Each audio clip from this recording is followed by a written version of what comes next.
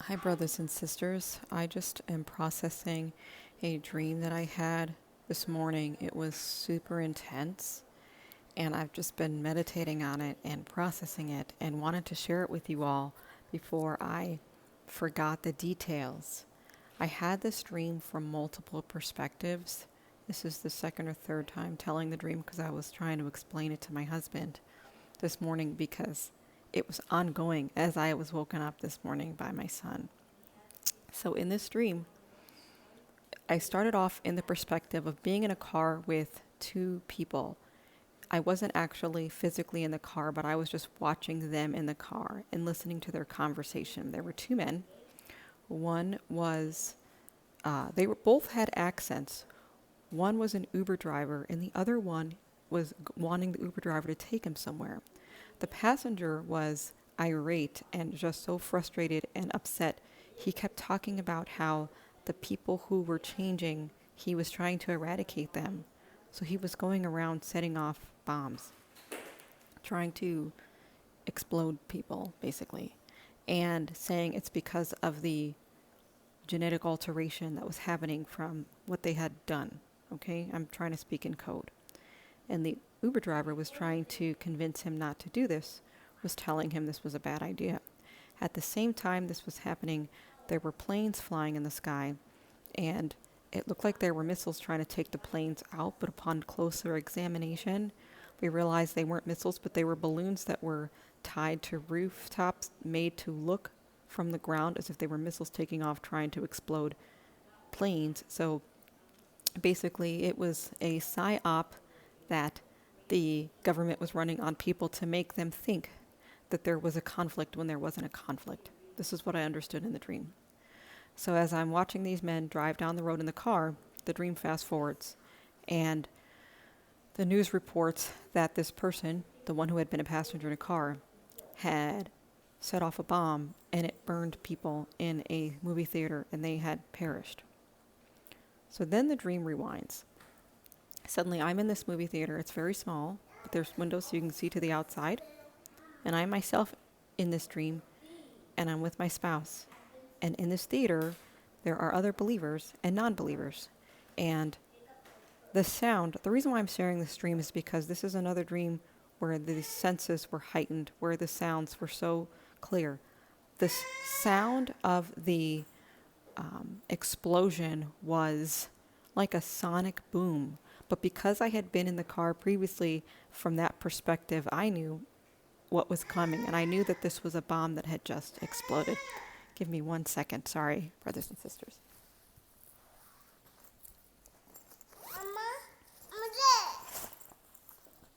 Okay, sorry about that. I had to tell my daughter. Okay, so the sound was a boom, and everybody was sitting there wondering what it was. But I knew that it was a bomb that this person had just exploded. And I knew that the theater was going to be engulfed in flames. And I knew that nobody was going to survive. And the story that was going to be put out in the media was that everyone had perished in this fire. So as soon as we heard this boom, it was the loudest explosion I've ever heard in a dream. It was, aside from the dream I had where the missiles, because we can sort of see outside, it was like the sky flashed red and then pitch black and all these clouds rolled in, and we knew this was the smoke that was surrounding this theater. And I remember just telling people, call on the only name by where which man can be saved. It's Yahushua HaMashiach. I just kept screaming that out in the theater. People were sitting there. They were calmly. It was like time had slowed down inside the theater. Everybody was still alive. There were people I knew personally in this theater who were believers, end time believers. And they were telling people, Jesus is coming. The rapture is going to happen. Get close to Jesus. And I kept saying, cry out to Yahusha. You need to call on the only name that can save you, Yahusha. He can save you. We knew, and I kept thinking, if we don't get out of this theater right now, we're going to die because nobody survives this, according to what I had seen the next day before time had rewound itself.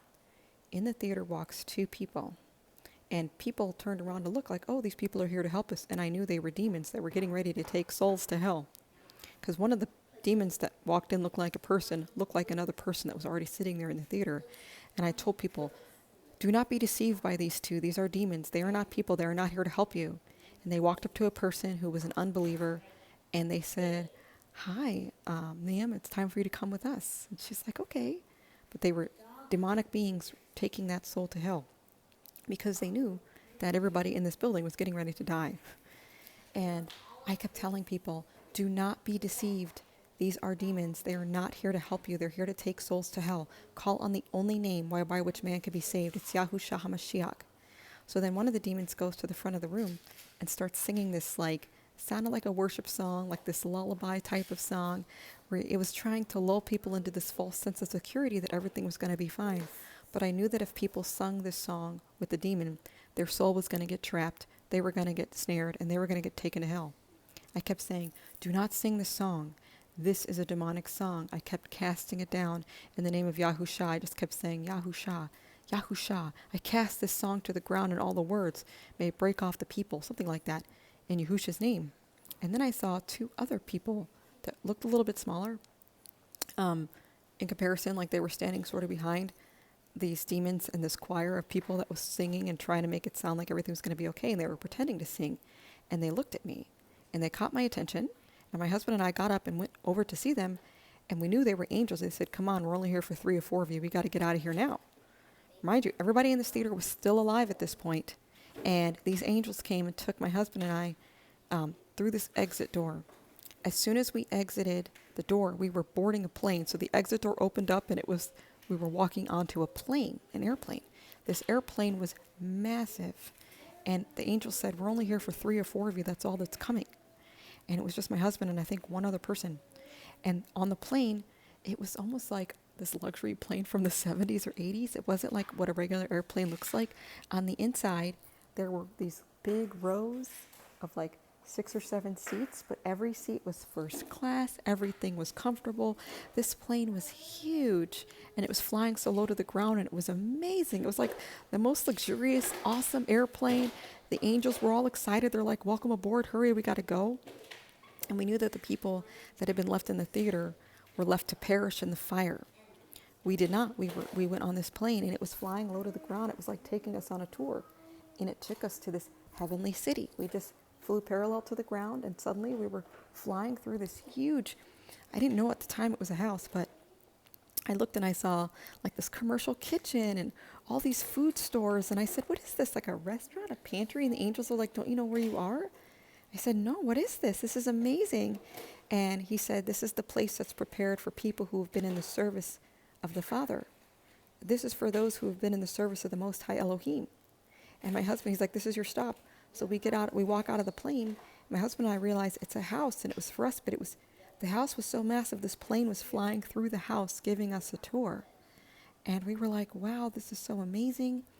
There was like rolling green meadows. And what struck me was that there were so few people. And I turned around and we were looking at people who were reuniting with families that had already been in this heavenly city. So suddenly my perspective changes and I'm another family that's there. And there was a daughter and a mother and they had seen their dad who had been in this heavenly city and they were shocked. They couldn't believe that he had made it in. But the daughter was having problems because that father, when he died, she had not forgiven him because she had blamed him for the death of a child. So he was trying to embrace her and welcome her into this heavenly city. And she was holding on to unforgiveness. And she would not embrace him. She would not forgive him. And she was dropped down a level in this heavenly city and warned if she did not let go of this unforgiveness, that she was going to get kicked out of this heavenly city.